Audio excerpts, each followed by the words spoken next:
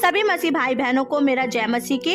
आइए हम प्रभु के वचन में जाएंगे और आज के मनन के लिए हम पढ़ेंगे मत्ती रचित सुसमाचार 18 अध्याय उसकी 19 और 20 आयत को हम मनन करेंगे, जिसमें प्रभु का वचन इस प्रकार से कहता है, फिर मैं तुमसे कहता हूँ, यदि तुम में से 2 जन पृथ्वी पर किसी बात के लिए एक मन होकर उसे मांगे तो वह मेरे पिता की ओर से जो स्वर्ग में है उनके लिए हो जाएगी। क्योंकि जहाँ 2 या 3 मेरे नाम पर इकट्ठा होते हैं वहाँ मैं उनके बीच में होता हूँ।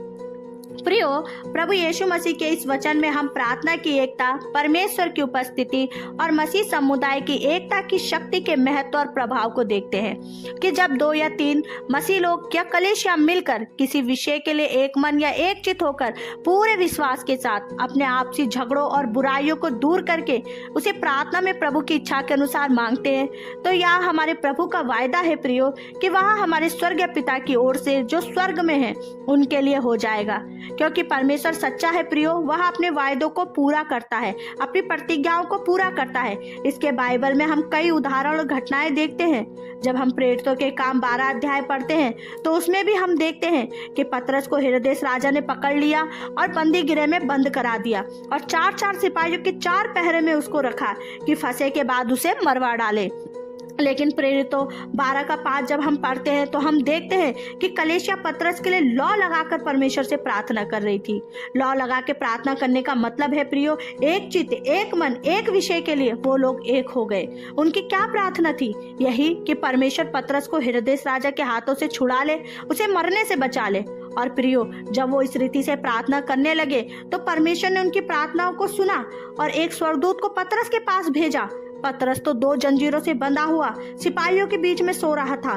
स्वर्गदूत ने उसके पास आकर उसे जगाया, उसके सारे बंधन खुल के गिर पड़े, सारे बंद द्वार उसके लिए खुल गए और पतरस निकलकर वहां आया जहां कलीसिया मिलकर उसके लिए लौ लगाकर प्रार्थना कर रही थी और हेरोदेस राजा की सारी योजना को परमेश्वर ने नष्ट कर दिया। यह सब किसने किया प्रियो? हमारे परमेश्वर ने जो स्वर्ग में है। कब किया? जब कलीसिया उसके लिए लौ लगा करके प्रार्थना कर रही थी।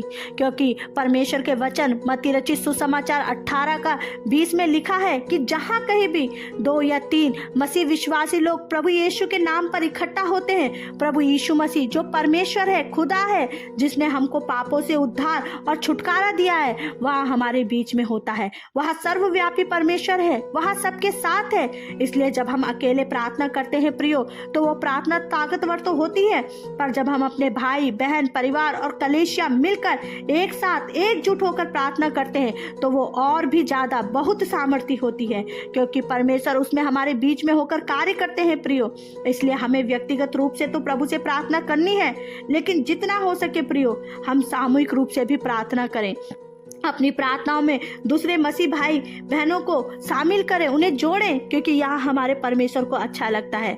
इसलिए प्रियो, अपने आप को आज जांचें कि आप लगातार निरंतर मिलकर प्रार्थना कर पा रहे हैं या नहीं। क्या आप अपनी पारिवारिक प्रार्थनाओं में, कलीसियाई प्रार्थनाओं में प्रभु की महिमा को, उसकी उपस्थिति को देख पा रहे हैं या नहीं? क्या आपकी प्रार्थनाओं का उत्तर मिल रहा है?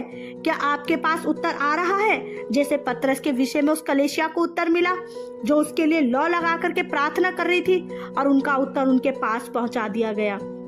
यदि आज आप भी अपने जीवन में प्रभु की ऐसी महिमा को देखना चाहते हैं तो प्रभु से मिलकर प्रार्थना करें। प्रभु आपकी सुनकर आपको भी उत्तर देंगे, क्योंकि यह प्रभु का वायदा है प्रियो। आपके जो भी विषय हो, प्रभु की इच्छा के अनुसार उन्हें प्रभु के सामने रखें। प्रभु सुनने के लिए और उत्तर देने के लिए आपको तैयार है प्रियो। प्रभु आपसे प्रेम करता है, प्रभु आपके साथ है प्रियो। इसलिए आइए हम परमेश्वर से प्रार्थना करें और परमेश्वर से कहें कि प्रभु हमें ऐसे मिलकर प्रार्थना करने के लिए मदद करें, सहायता करें। आइए हम प्रार्थना करेंगे। परमेश्वर पिता, हम आपका धन्यवाद करते हैं कि प्रभु आप हमारे बीच में हैं, हमारे साथ हैं। प्रभु हम प्रार्थना करते हैं कि हमें सबके साथ मिलकर प्रार्थना करना सिखाइए, हमें एक मन होने में मदद कीजिए। अपनी पारिवारिक प्रार्थनाओं में, कलीसियाई प्रार्थनाओं में प्रभु हमें आपकी उपस्थिति और महिमा देखने के लिए प्रभु मदद कीजिए प्रभु, ताकि हमारे जीवन से आपकी महिमा हो। यीशु प्रभु, हम आपका धन्यवाद करते हैं प्रभु जी, और इस प्रार्थना को हम विश्वास के साथ यीशु मसीह आपके पवित्र नाम में होके मांगते हैं। आमीन। प्रभु आप सबको आशीष करे। जय मसीह की।